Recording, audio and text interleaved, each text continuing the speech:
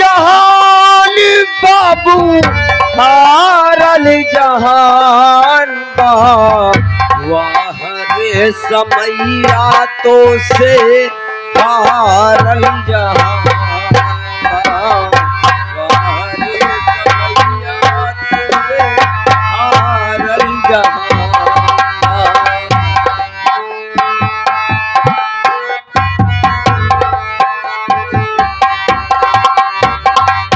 राजा हरीश चंद्र रहल बाणदानी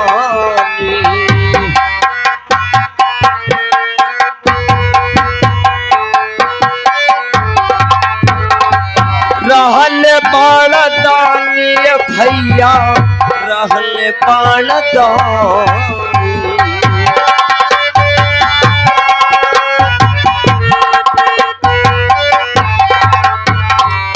रहल बाणदानी बबुआ रहल बाणदानी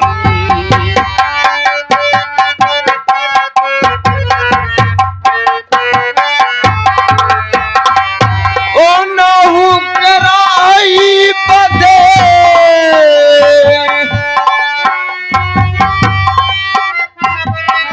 ओ नहु कराई बदे मरे घट मसान बा वाह रे समैया तो से हारल जहान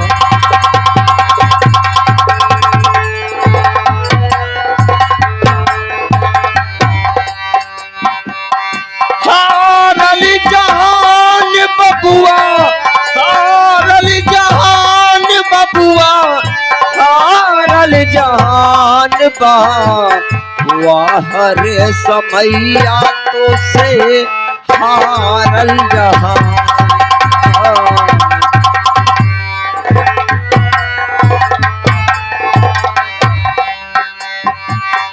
पितृ सुदाम के बिगड़ी सुधरी गई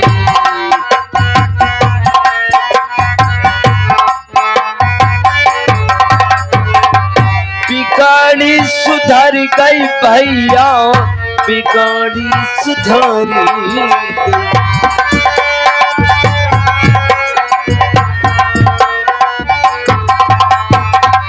बिगड़ी सुधर गई भैया बिगड़ी सुधरी गई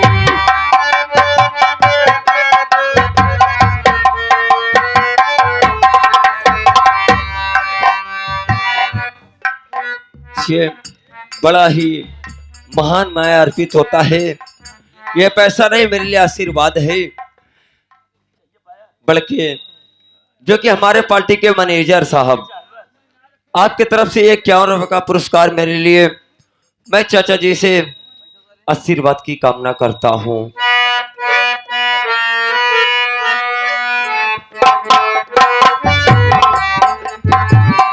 पितृ सुदाम के बिगड़ी सुधारी गई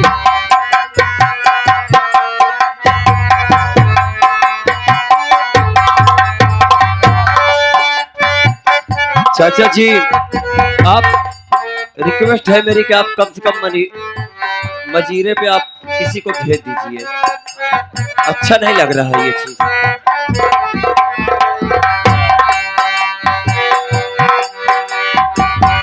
पितृ सुदाम के बिगड़ी सुधारी गई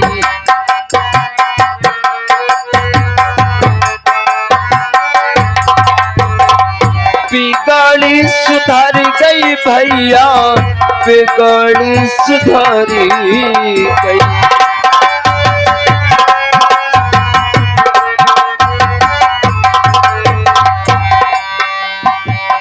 ओ नहु कराई बदे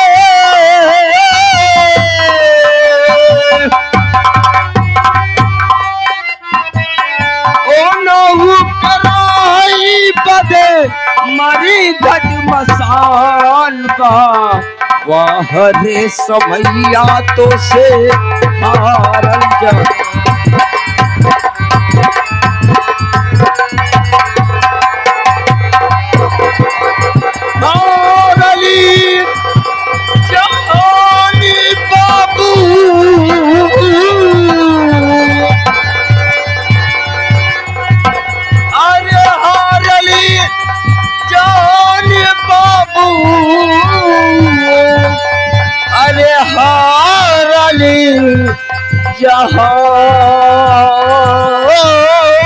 फूलबार वाह रे समैया तो से हार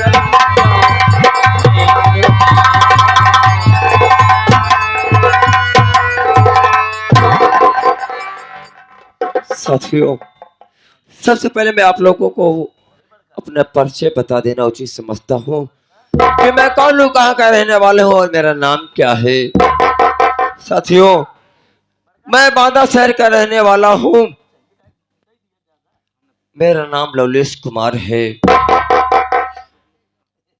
मेरे घर में इस समय 2 सदस्य हैं, जिसमें से मैं जिसका नाम लवलेश कुमार और मुझसे छोटी मेरी बहन है जिसका नाम लक्ष्मी है।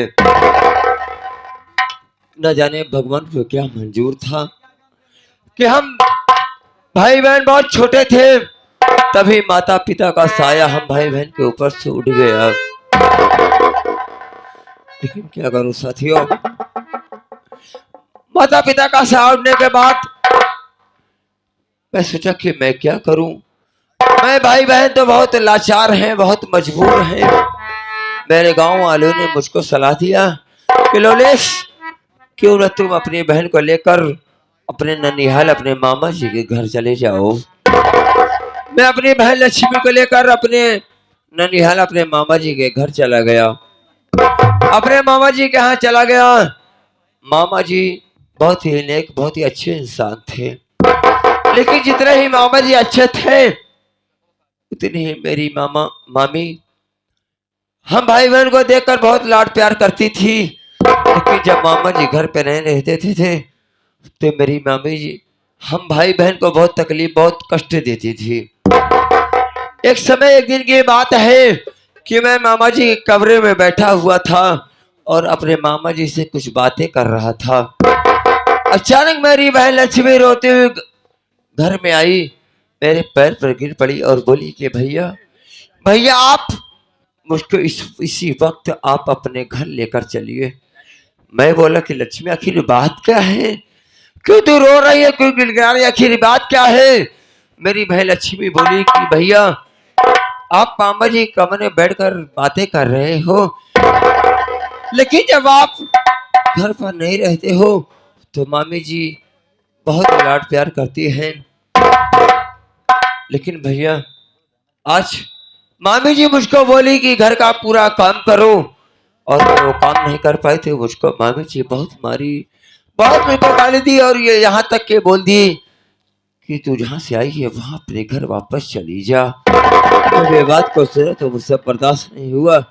मैं मामा जी मेरी बात को सुन रहे थे। मामा जी बोले कि भांजी ऐसी बातें क्या हो गई। मैं बोला कि मामा जी आज मामी जी कैसी बातें कर रही हैं। ये सब बातें सुनकर मैंने अपनी बहन को लेकर पुनः अपने गांव बांदा शहर चला आया वापस। अपने शहर बांदा वापस चला आया। कुछ समय बीतने के बाद मैं मेहनत मजदूरी करके अपनी बहन की शादी कर दिया। अपने बहन की शादी सीतापुर में बाबू लंकेश के साथ किया। बाबू लंकेश के साथ किया। बाबू लंकेश के घर में 2 सदस्य थे, जिसमें थे मेरे जीजा जिसका नाम बाबू लंकेश सिंह था और उनकी एक छोटी बहन थी जिसका नाम लंकनी रानी था। साथियों, मैंने अपनी बहन की शादी कर दिया। शादी करने के बाद कुछ दहेज का वादा किया था, लेकिन 2 साल का वक्त बीत गया। मैं अपने जीजा जी को अपने दहेज नहीं दे पाया, लेकिन आज मैं क्या सोच रहा हूँ, आज रक्षाबंधन का त्योहार है।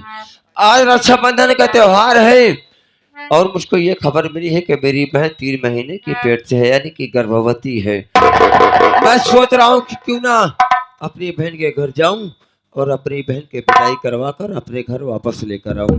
चलूं आगे।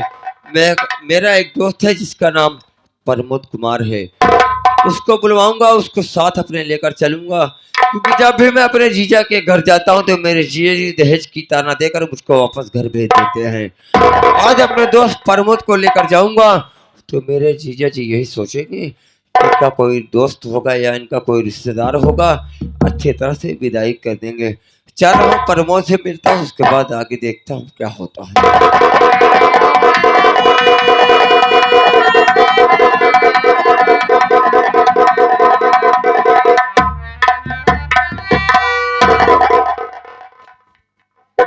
क्या बात है भैया, आज मैं क्या देख रहा हूँ कि आपका मुखमंडल मुरझाया है और चेहरा इतना उदास है।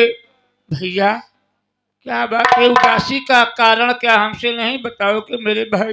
प्रमोद, तू ही तो मेरे उदासी का कारण है, मेरे मुसीबत में तू ही हर वक्त काम आया है।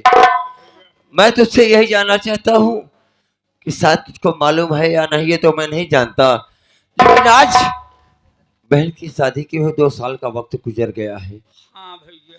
और मुझको यह मालूम हुआ है कि मेरी बहन लक्ष्मी 3 महीने की गर्भवती यानी कि पेट से है। हाँ भैया। उसके पेट में इस वक्त बच्चा पल रहा है। हाँ। जब कभी मैं जीजा के घर जाता हूँ तो मेरे जीजा जी मुझको धक्के मारकर वापस कर देते हैं और यही कहते हैं कि लवलेश, जब दहेज की पूरी रकम दे देना तभी मेरे घर आना अपनी बहन की विदाई के लिए। लेकिन प्रमोद, मैं ये सोच रहा हूँ तू आज मेरे साथ चल, क्योंकि आज रक्षाबंधन का त्योहार है। तू मेरे साथ चलेगा तो मेरे जीजा जी यही सोचेंगे कि हो सकता है कि लवलेश का कोई रिश्तेदार होगा साथ में आया है। अरे मेरी इज्जत ना सही, कम से कम तेरी इज्जत समझकर मेरी बहन की विदाई कर देंगे साथ। भैया आप ठीक ही कह रहे हैं मेरे भाई, मैं आपके जीजा जी से वाकिफ हूँ मेरे भाई। वो इंसान दहेज का लोभी है भैया।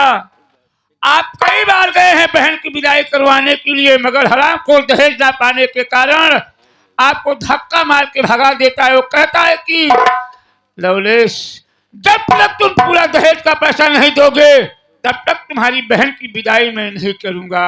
भला बुरा कह के तुम्हें भैया भगा देते हैं, गालियां देते हैं, यहाँ तक कि मारते। भैया अगर मैं आपके साथ चलूंगा, कहीं हमें कुछ कह दिए तो मैं बर्दाश्त करने वाला इंसान नहीं हूँ भैया। इसलिए मैं आपसे हाथ जोड़ता हूँ भैया, आप अकेले जाएं, बहन को लिवा कर जरूर आना भैया।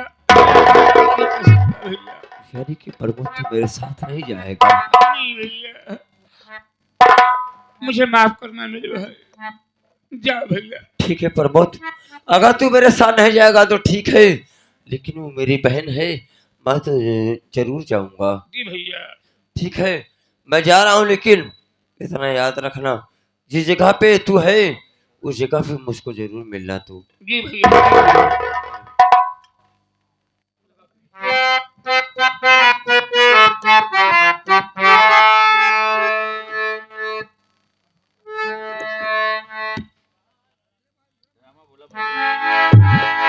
पर्वत पर मैं जा रहा हूँ, लेकिन मैं इसी जगह पे तुझको जरूर मिलूंगा। जाते जाते भैया कुछ कहते हुए चलो भैया। अगर तू चाहता है कि मैं कुछ कह कह कर जाऊं, अगर तेरी ये इच्छा है तो मैं ये जो चीज जरूर बोल कर जाऊंगा।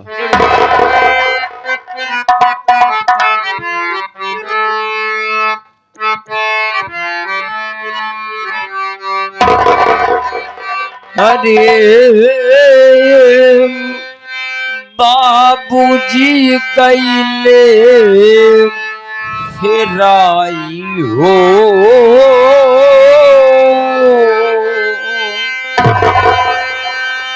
अरे बाबूजी कैले फेराई हो,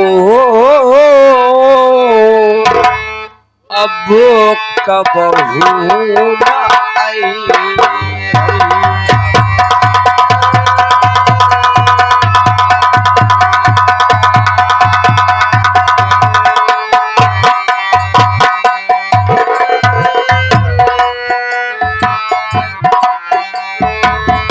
बाबूजी गई लहराई हो, अब कब ना आई।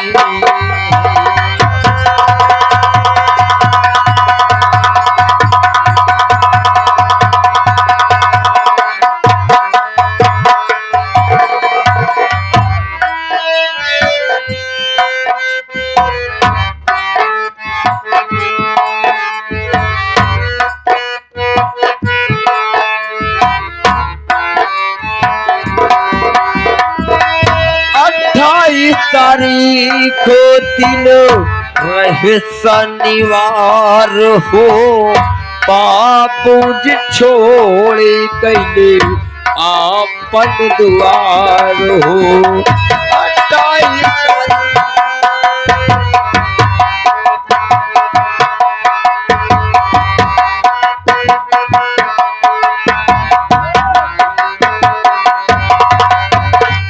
28 तारीख दिन रहे शनिवार बाबूजी छोड़ कैले आपन दुआर हो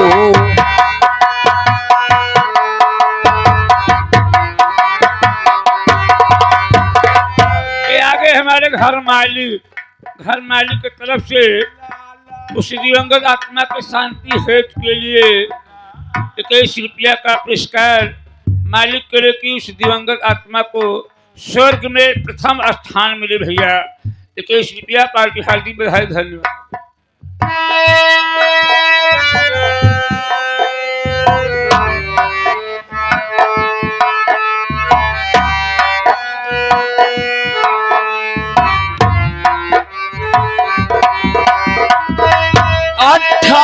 तारीख दिन रहे शनिवार हो बाबूजी छोड़ कैले आपन दुआर हो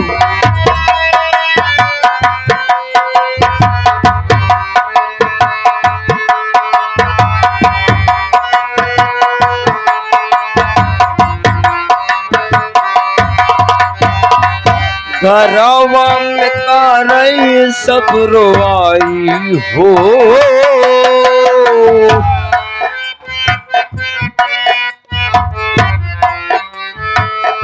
घरवा में करई सब रोआई हो आप कब हो आए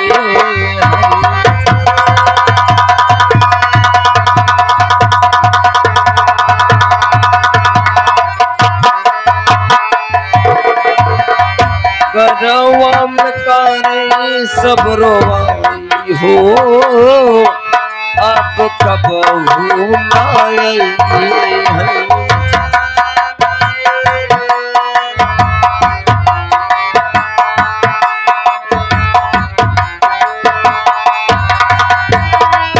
सुनी के खबर सब घरवा पे आईले बाबू के मुखड़ा देख करेला रोवैले सुनी के खबर सब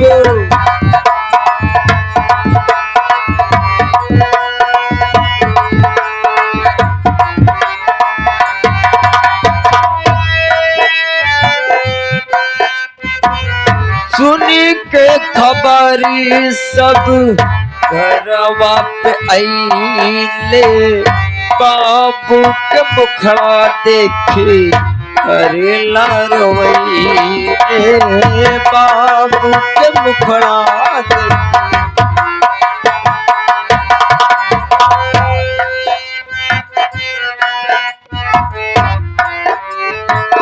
काटे पले के सब आइले हो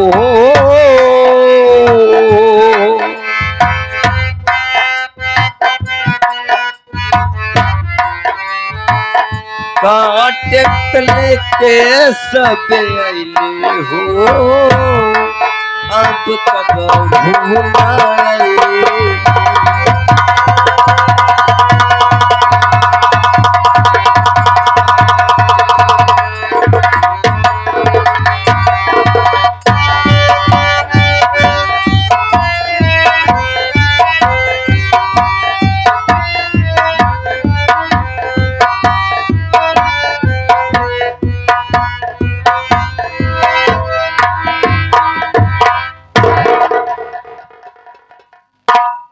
मालकिन मैं नमस्ते करता हूँ। खुश रहो मामा।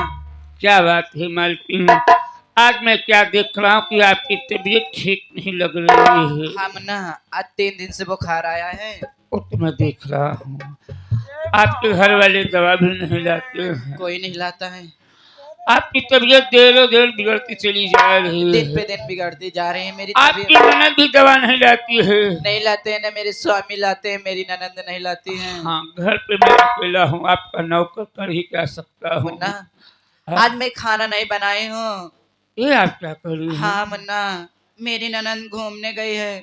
अच्छा मुन्ना बताओ आप ही, अगर मेरी तबीयत खराब है, मेरी ननंद है, क्या घर में वो खाना नहीं बना सकती है? क्यों नहीं बना सकती है खाना?